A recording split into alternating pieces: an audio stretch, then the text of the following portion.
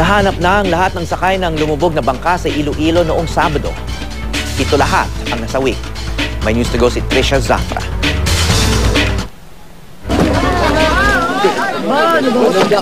Pasado alas 8 kagabi dumating sa Concepcion Port ang labi ni Aurea Rico, tinatayang nasa 70 taong gulang. Siya ang huling biktima sa tumaob na bangka sa Concepcion, Iloilo nitong Sabado. Napadpad ang kanyang katawan sa Gigantes Island sa bayan ng Carles. Sa kabuuan, 7 ang patay sa insidente.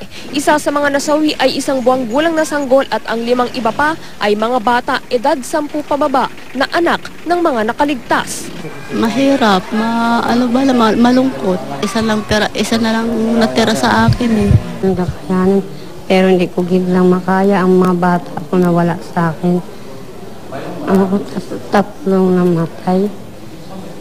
Hindi na makaya yan. Hapon ng Sabado, pagkagaling sa isang piyesta, sumakay ang magkakamag-anak sa bangkang pangisda ng kanila ring kaanak para umuwi sa Barangay Salvacion sa Concepcion. Hindi raw alam ng mga pasahero na signal number 1 pala noon sa northeastern Iloilo. Tumaob ang bangka nang hampasin daw ito ng alon. Halos 24 oras nagpalutang-lutang sa dagat ang mga biktima. Dahil yun, may naglabay man sa amon nga sakayan, may pay kami. Huwag gid may nag-ano sa amon, huwag kikita. Tiyan mo lang ito, amon tani kung nakita kami sa do, wag kami tani madisgrasya gid nga may napatay sa amon. Hapon ng Linggo nang mapadpad sila sa isla ng Sicogon. Ayon sa mga otoridad, overloaded daw ang bangka. Maliit daw ito para sakyan ng 15 tao. Nagpapagaling sa mga ospital ang 8 nakaligtas sa insidente.